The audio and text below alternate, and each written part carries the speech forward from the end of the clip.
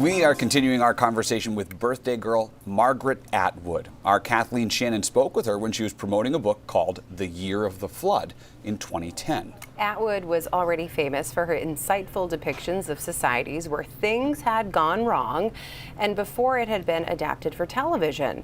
She had achieved widespread acclaim for The Handmaid's Tale. And of course, The Handmaid's Tale is a futuristic book too. And really, the handmaid is a woman who has babies and is the maid for a wealthy woman who's not expected to have babies or work or do anything. That's simplifying yes, it. Yes, everything is very hierarchical. People have assigned roles, but that's the core of it, and that pattern has actually been quite prevalent in human history, believe it or not.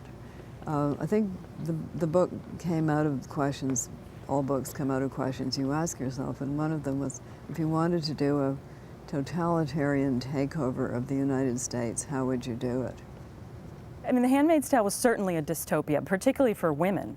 But well, for everybody. See, people get this a bit wrong. They think that all the men are having a great time. They're not. They're restricted too. Completely. Yes, it is a true hierarchy in which the ones at the top get to lay down the rules and break them because they are corrupt. And the further down the line you go, the worse things are and the more restricted things are for you. And that is, in all totalitarianisms are pyramids like that. So people say, you know, if I had told it from the point of view of a man fairly far down the line, things would have been just as restricted for that person as well. Because a lot of people look at your books and say they're feminist. Well, then they don't read them with any great amplitude of mind. I mean, of course they're feminist in that I believe that women are human beings. You know, hands up everybody in the room who doesn't believe that.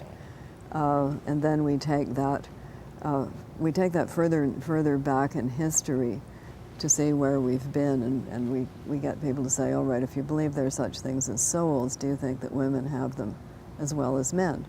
Oh yes, says everybody. I said, well, you've just voted on the feminist side of the debate with the church fathers of 300 AD who thought that they didn't have souls.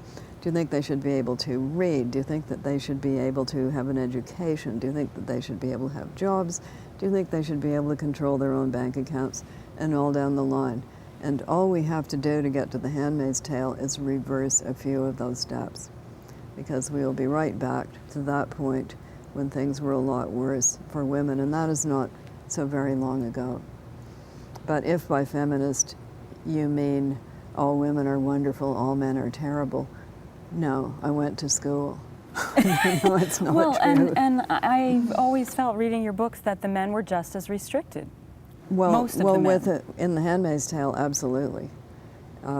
If you're not on the top, you're just as circumscribed as the women, which is why there are men in the resistance. If everything were just peachy for them, why would they change risk their necks? It's just something to think about. Yeah, certainly.